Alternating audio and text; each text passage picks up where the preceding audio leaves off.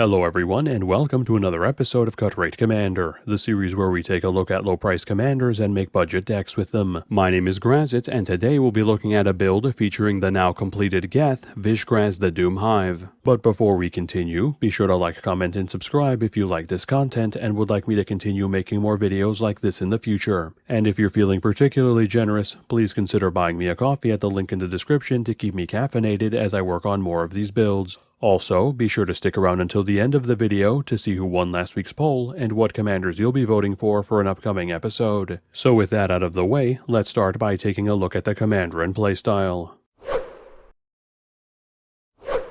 Vishgraz the Doomhive is a 3/3 Phyrexian insect that costs 2, a white, a black, and a green, with Menace and Toxic 1, and has the following 2 abilities. First, when Vishgraz ETBs, we create 3 1/1 Phyrexian Might artifact creature tokens with Toxic 1 that can't block, and second, Vishgraz gains +1/+1 for each poison counter our opponents have. Breaking down his core stats, Vishgraz is sporting a mid-weight CMC, a well below average stat block for his cost, but possessing a very solid combination of keywords to grant him evasion and poison counter distribution to make up for it, and a pair of abilities that allow him to create additional poison-generating tokens as he comes down, and grow bigger in size the more poison counters we distribute to our opponents. Taking a closer look at his first ability, it effectively allows Vishgraz to put 6/6 worth of stats and Toxic 4 on the battlefield as soon as he comes down. That said, nearly half of that's on 1/1s that can't block, so there are some limitations, but being able to produce 3 additional bodies on ETB that our opponents can't really ignore for long due to them inflicting poison counters on them is quite decent. This then pairs nicely with his second ability, which takes him from being an understated weakling and transforms him into an overstated juggernaut, with a measly 1 poison counter on each opponent, turning him into a 6/6 for 5, which more than makes up for his low base stats, and every additional counter making him even deadlier, easily allowing him to grow into a double-digit threat, which makes his built-in menace even more effective at preventing him from being blocked efficiently, as well as allowing him to threaten our opponents with massive amounts of commander damage as well as poison. So, as we can see based on his keywords and abilities, Vishgraz is a commander that cares a great deal about poison counters, being able to spread them himself along with the tokens he creates and growing bigger in size as he does so. But then the question becomes, what type of playstyle would best take advantage of these abilities? We could certainly take him in a more traditional infect direction, running lots of infect creatures to deliver as much poison into our opponents as possible, and while that would certainly be effective, I opted instead to cut out the middleman and take Vishgraz in a flicker-focused direction, making him and the tokens he creates the primary vehicle for delivering poison counters into our opponents without having to rely on other creatures to do so on our behalf. Of course, that means we'll be running a whole lot of flicker effects to ensure Vishgraz is constantly re-entering the battlefield to continue creating his toxic tokens, ranging from instant speed ones that double as targeted removal and board wipe protection, to passive repeatable sources to generate us value turn after turn, as well as granting our commander pseudo-vigilance after he swings in. We'll even be running a few on-death flicker effects courtesy of the black slice of our color pie, enabling us to swing in recklessly with him to force our opponents to either take the commander damage and poison counters he doles out, or forcing our opponents to remove him and letting us bring him right back into play to create even more tokens for us.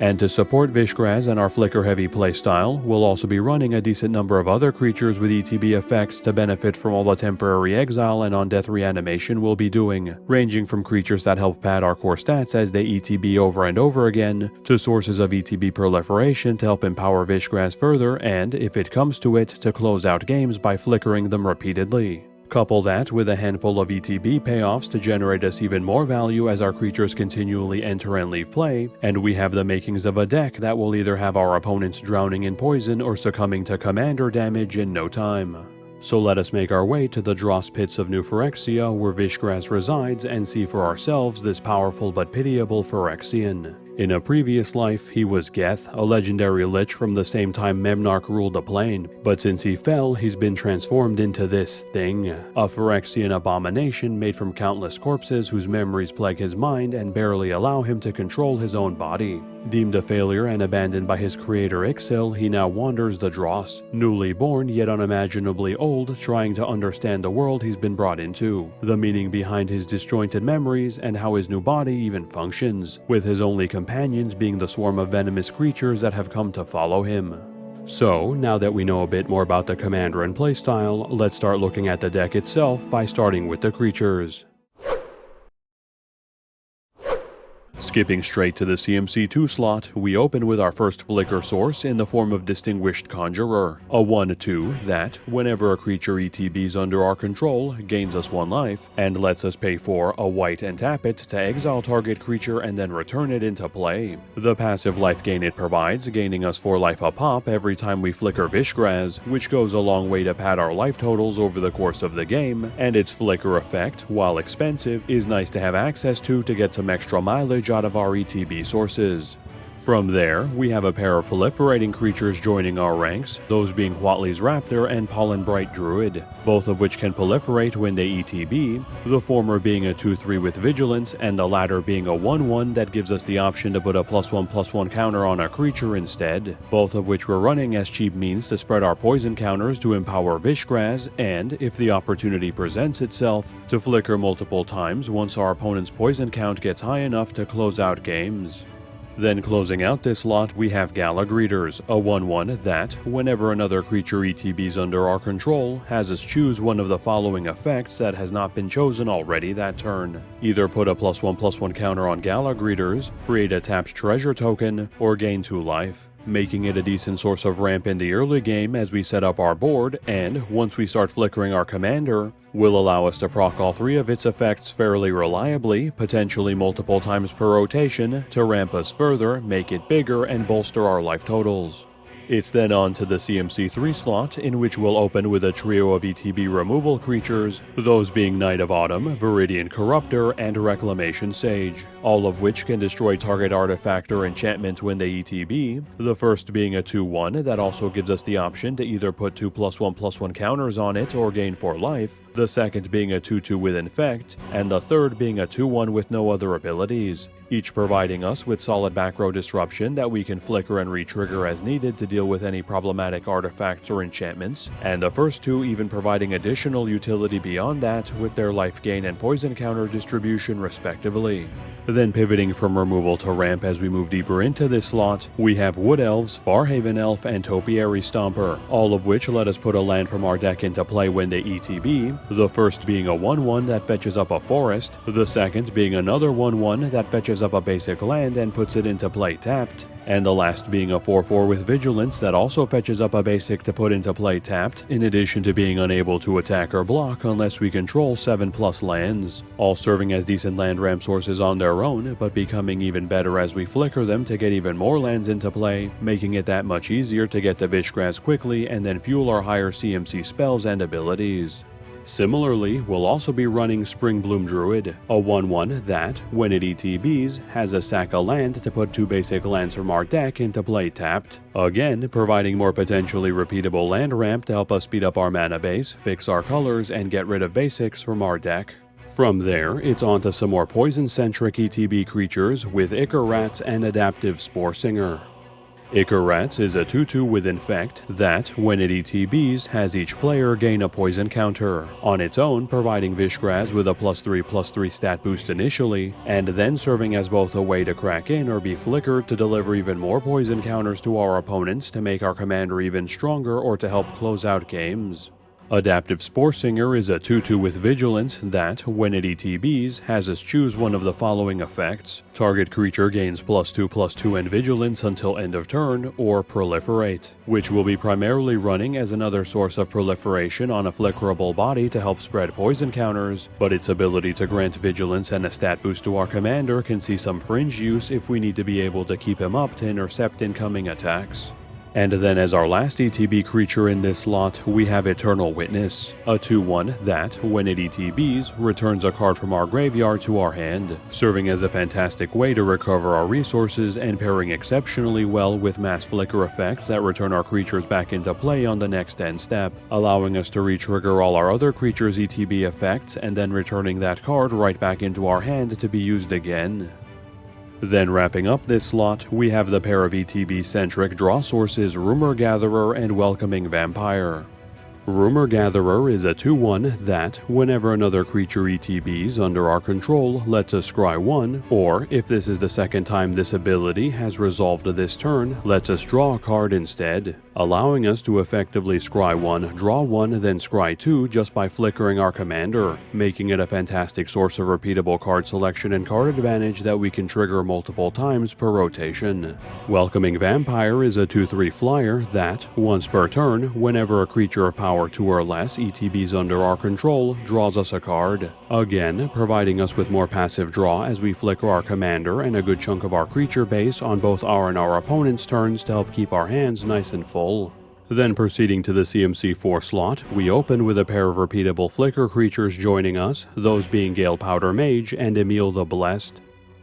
Gale Powder Mage is a 3/3 flyer that, whenever it attacks, exiles target creature, returning it into play on the next end step, making it an easy to trigger repeatable way to blink our creatures thanks to its built-in evasion and, if needed, a way to temporarily remove an opponent's troublesome creature for a turn as well. Emil is a 4/4 that lets us pay 3 to exile another target creature we control, then return it into play, in addition to, whenever another creature we control ETBs, letting us pay a white or green to give it a +1/+1 counter, this time serving as a repeatable mana sink that allows us to flicker our creatures as many times as we can afford per rotation, while his +1/+1 counter granting can make the mites our commander creates slightly larger to help trade better if we have the mana to spare. It's then ETB creatures all the way down for the remainder of this slot, kicking off with the removal entrants Ravenous Chupacabra and Skyfisher Spider.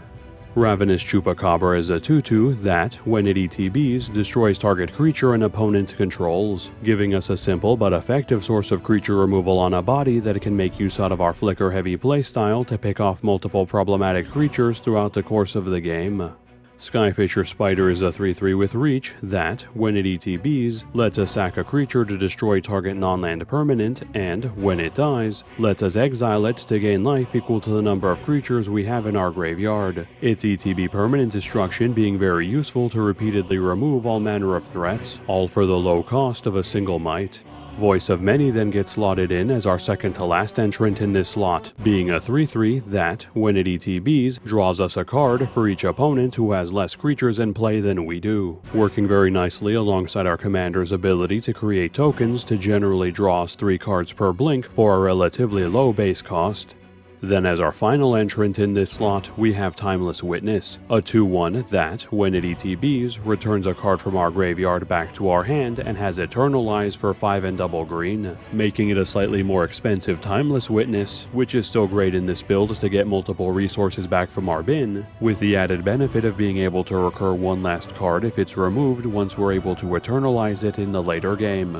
Then reaching the CMC5 and last slot in our creature lineup, the first half brings us our final ETB creature entrant, Acidic Slime, which is a 2/2 with Death Touch that, when it ETBs, destroys target artifact, enchantment, or land, again providing more of the ETB removal that we're used to, with the added benefit of also being able to hit lands in case we need to deal with problematic utility lands, or if we're feeling particularly nasty, to limit or deny our opponent's access to the colors of mana they may need. Then the latter half of this slot closes out our creature entries with Norn Squiremaster, a 5/4 flyer with first strike that, whenever our commander ETBs or attacks, proliferates, more or less allowing Vishgraz to empower himself as we flicker and attack in with him, while again allowing us to use our blink effects to close out games if the opportunity presents itself, all while being a powerful evasive beatstick to boot. That covers all our creatures, so let's move on to our instance. Opening in the CMC1 slot, we unsurprisingly start off with a pair of flicker spells in the form of Cloud Shift and Ephemerate, both of which exile target creature we control, then return it to the battlefield, with the latter also having Rebound, making them the first of many blink effects we'll be running in order to re-trigger our creature's ETB effects, and, as a bonus, as a means to protect Vishgraz and our other creatures from targeted removal while doing so.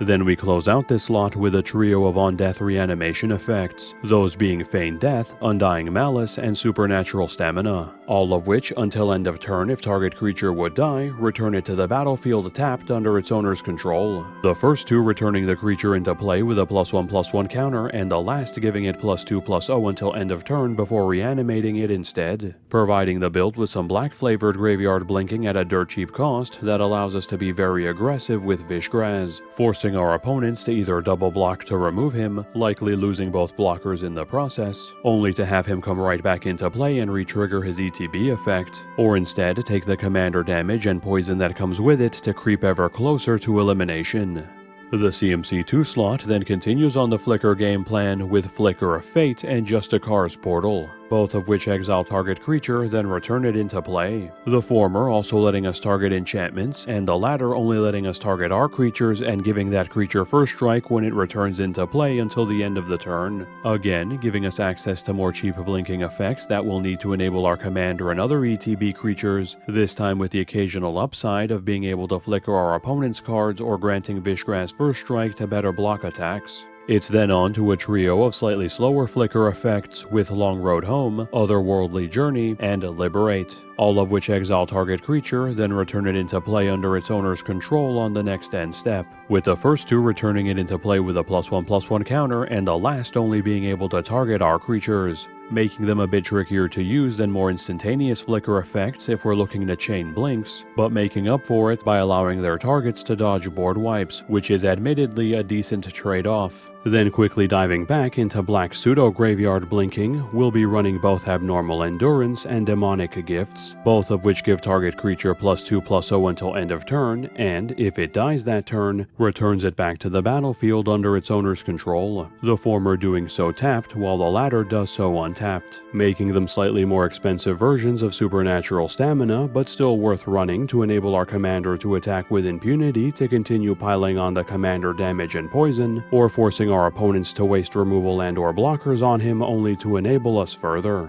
And lastly, as our only non-flicker entry in this slot, we have Infectious Bite, which has target creature we control deal its power and damage to target creature we don't control, then gives each opponent a poison counter, providing us with decent removal that takes advantage of our commander's massive bulk and spreads even more poison counters around to make him even bigger.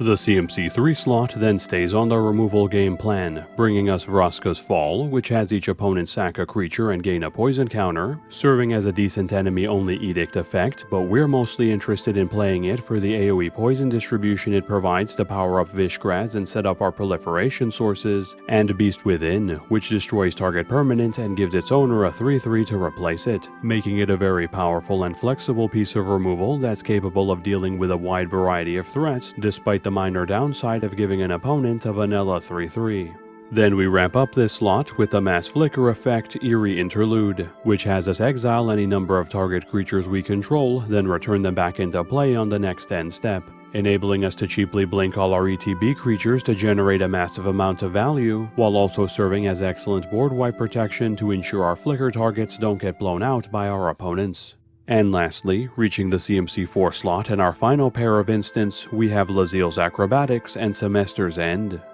Laziel's Acrobatics exiles all non-token creatures we control, then has us roll a d20. On a 1 through 9, it returns all exiled cards back into play on the next end step, and on a 10 through 20, it returns them back into play immediately, then exiles them again, returning them back into play this time on the next end step, giving us a 55% chance to flicker all our ETB creatures twice and generate an insane amount of value while doing so, and a 45% chance to do a single AoE blink, which is still fine and has the added benefit of leaving all our might tokens untouched as it does so. Semester's End has us exile any number of target creatures and or planeswalkers we control, returning them back into play on the next end step with a +1/+1 counter if they're a creature, or an additional loyalty counter if they're a planeswalker. Again, serving as a way to reproc all our ETB effects en masse, this time with the upside of making all our ETB creatures slightly bigger before we flicker them away again. That covers all our instants, so let's move on to our sorceries. Jumping straight into the CMC2 slot, it's Ramp All the Way Down with its trio of entrants, Farseek, Rampant Growth, and Nature's Lore, all of which put a land from our deck into play. The first fetching any land with a non-forest basic land type and putting it into play tapped, the second fetching up a basic land and also putting it into play tapped, and the third fetching up a forest including non-basics, all providing us with staple green land ramp to help us speed up and or fix our mana base at a very reasonable cost. Our first two entries in the CMC3 slot will then continue this trend, those being Cultivate and Kodama's Reach, both of which have a search our deck for 2 lands, putting one into play tapped and the other into our hand. Again, serving as excellent ramp sources and ensuring we make our land drop on the following turn, which goes a long way to ensure we can get Vishgraz out as quickly and consistently as possible. It's then on to a pair of poison-centric entries as we move on to this slot's halfway mark with Infectious Inquiry and Phyrexia Outbreak. Infectious Inquiry has us draw 2 cards, lose 2 life, and then has each opponent gain a poison counter, making it a decent enough draw spell that also happens to give Vishgraz a +3/+3 stat bump and enable all our proliferate sources, which is more than enough to warrant its inclusion. Phyrexia Outbreak also has each opponent gain a poison counter, and then has each creature our opponents control lose -1/-1 for each poison counter its controller has. Like the previous entry, allowing us to spread some additional poison counters across the table, while also serving as a decent poison-themed, non-destruction based wipe that leaves our board completely untouched to swing in with after the dust settles. And then as our last entrant in the CMC3 slot, we have Painful Truths, which has us draw X and lose X life, where X is the number of colors of mana spent to cast it, generally making it a draw 3 for 3, which is a very decent rate for a generic draw spell that isn't dependent on our deck's game plan to work properly and helps us reload our hand if things aren't quite going to plan. And finally, skipping to the CMC5 slot and reaching the last of our sorceries, we have Shamanic Revelation, which has us draw cards equal to the number of creatures we have in play and gains us 4 life for each creature we control with 4 power or greater, easily reloading our hands from nothing thanks to the amount of bodies Vishgraz is able to dump on the battlefield as he continually re-enters play, and attacking on at least 4 life gain to that as well as a nice little bonus to go alongside our card advantage. That covers all our sorceries, so let's move on to our enchantments. Bypassing the CMC1 slot, the CMC2 slot brings us its singular entrant, Season of Growth, which has us scry 1 whenever a creature ETBs under our control, and whenever we cast a spell that targets a creature we control, draws us a card, effectively tacking on draw 1 scry 4 to every targeted flicker spell we use on Vishgraz and scry 4 otherwise, thereby making it another solid source of card selection and card advantage that our blink-heavy deck can take full advantage of. It's then on to the CMC3 slot, which consists of the trio of white enchantments, Far Traveler, Touch the Spirit Realm, and Takesia's Welcome. Far Traveler gives our commander the following ability. At the beginning of our end step, exile target tapped creature we control, then return it back into play under its owner's control, providing us with an exceptionally cheap source of repeatable end-of-turn blinks that works perfectly well with our commander, who should generally be tapped down anyway at the end of the turn since we should be swinging in with him at every opportunity. Touch the Spirit Realm, when it ETBs, exiles target creature or artifact until it leaves play, and we can channel it by paying 1 a white and discarding it to exile target creature or artifact and then return it into play on the next end step, making it part O-Ring to be used as removal and part instant speed flicker to enable our ETB effects, which is exactly the kind of flexibility we want to have access to in order to improve consistency. Takesia's Welcome, whenever a creature of mana value 3 or less ETBs under our control, draws us a card, limited to once per turn, adding yet another source of repeatable card draw to the build that procs off the majority of our creature base and every time we flicker our commander, ensuring we don't run out of resources easily as we continually blink our creatures. Teleportation Circle then joins us as the lone entrant in the CMC4 slot, which, on our end step, exiles target creature or artifact we control, then returns it into play under its owner's control, serving as another end-of-turn blink to consistently and repeatedly reproc our ETB effects for even more value. And finally, closing out our enchantments in the CMC5 slot, we have Moldervine Reclamation, which, whenever a creature we control dies, has us gain 1 life and draw 1 card, turning every single expendable might we create into potential card advantage and life gain as we swing in with them, forcing our opponents to either eat the poison counters or give us resources, either of which we're fine with. That covers all our enchantments, so let's move on to our artifacts. Beginning in the CMC1 slot, we open with the ramp sources Soul Ring and Wayfarer's Bauble, the former tapping for 2 colorless, and the latter letting us pay 2 and sack it to put a basic land from our deck into play tapped, both helping bolster our ramp package even further to ensure Vishgraz can hit the board as quickly and consistently as possible. Then we jump all the way to the CMC4 slot for our next pair of entries, Symmetry Matrix and a Golden Argosy. Symmetry Matrix: whenever a creature with power equal to its toughness ETBs under our control, lets us pay 1 to draw a card, this time turning every flicker effect into a potential draw 4 when used on Vishgraz so long as we have the mana, which again goes a long way to ensure we won't be running out of resources easily as we continually flicker our commander. Golden Argosy is a 3/6 vehicle with crew 1 that, whenever it attacks, exiles all creatures that crewed it, then returns them back into play on the next end step, making it another AoE flicker source that we can easily overcrew for maximum value, and whose high toughness combined with our army of toxic mites usually allows it to survive the combat phase to be used again on subsequent turns. Then wrapping up our artifacts, the CMC 5 slot brings us its singular entry, Conjurer's Closet, which, on our end step, lets us exile target creature we control, then return it to the battlefield under its owner's control, giving us our final passive source of blinking in the build to generate that extra bit of value for us on each of our turns. That covers all our artifacts, so let's move on to our Planeswalkers.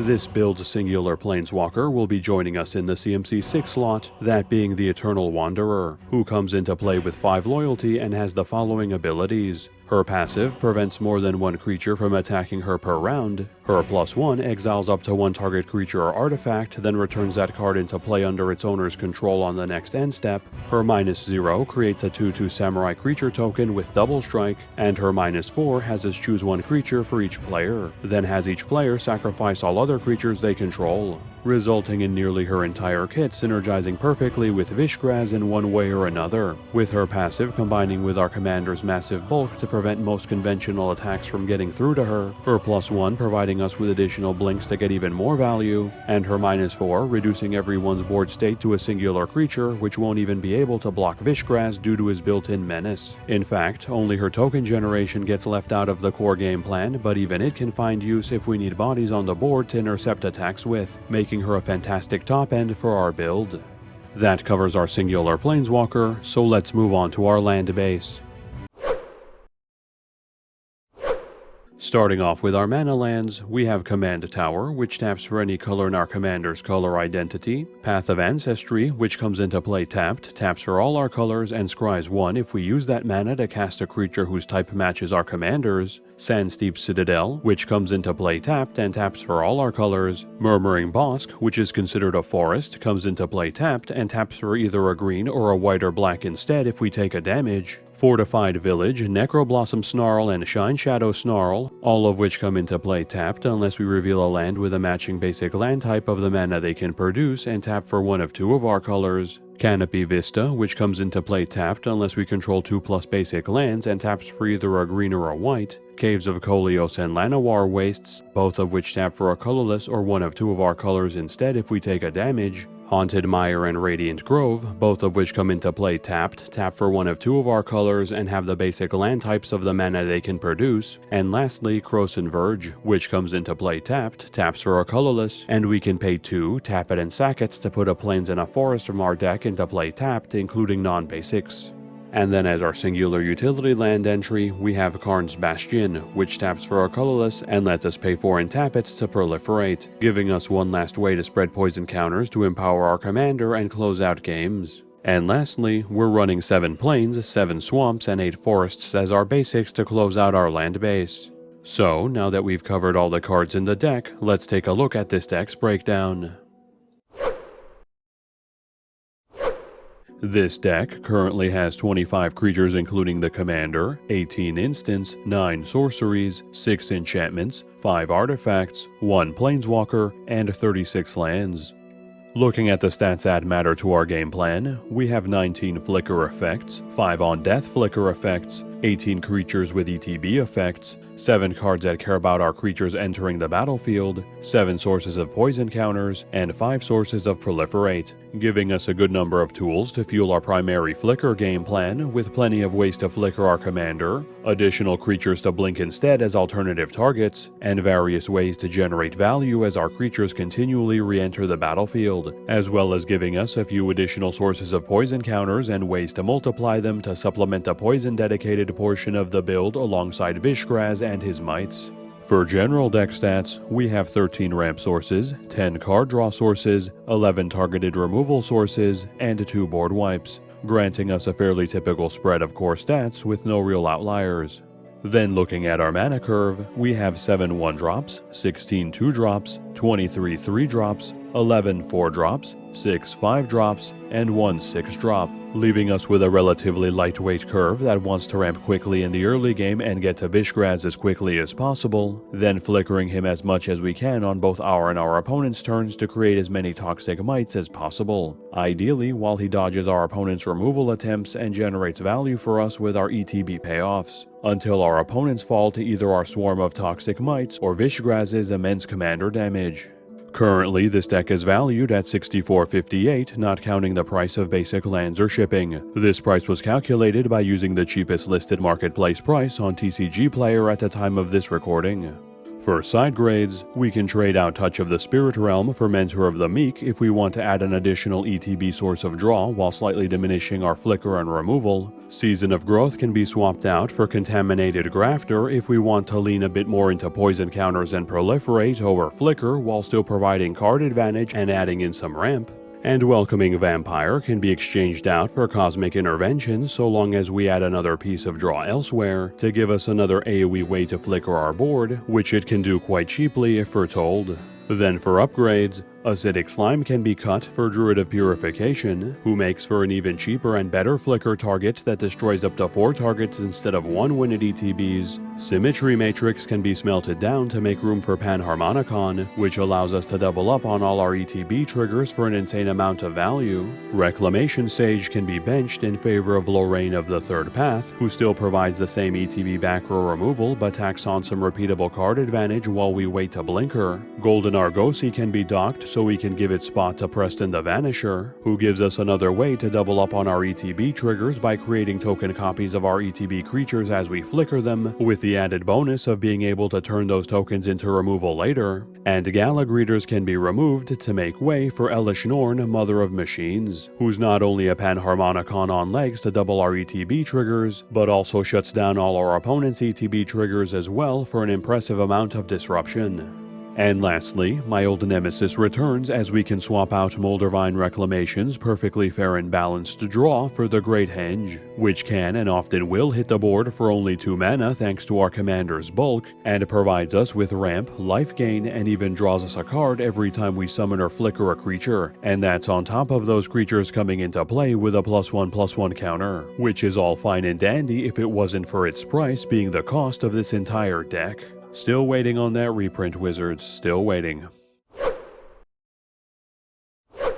Thanks everyone for sticking around until the end of the video. Before we continue, I'd first like to thank all the channel subs for helping the channel reach both the 9.6k and 9.7k subscriber milestones. That coveted 10k milestone is right around the corner, so thank you for helping the channel get this far. Moving on to the results of last week's poll, it looks like you folks are dead set on having me make a colorless budget deck, with Graz Unstoppable Juggernaut claiming the top spot, so stay tuned for a colorless artifact build that I'll do my best to keep under $65 coming soon. Then moving on to this week's poll, we'll have the 2 set booster exclusive commanders go head to head for your votes, with this week's contenders being the mono red artifact loving dragon Jiscoria Forge Tyrant and the 5-color commander of Mir, Urtet Remnant of Memnarch. Please cast your votes in the community tab, link in the description, and let me know in the comments who you voted for and what commanders you want to see from Phyrexia all will be won in future polls. And before we close out, again, be sure to like, comment, and subscribe if you haven't done so already, as this channel cannot grow without your support. And if you feel like showing your thanks by keeping me caffeinated while I make these videos, please consider buying me a coffee at the link in the description. And speaking of which, I'd like to thank Fel0 for their generous donation. Thanks for the coffee, Fel0, and thank you for supporting the channel. And if any of you would like to support the channel in a different way, feel free to check out the other deck techs floating around my head if you'd like to see the latest builds, or click on the link above for a playlist of all the Cut Rate Commander episodes I've made so far. And with that, have a good one folks, and stay safe.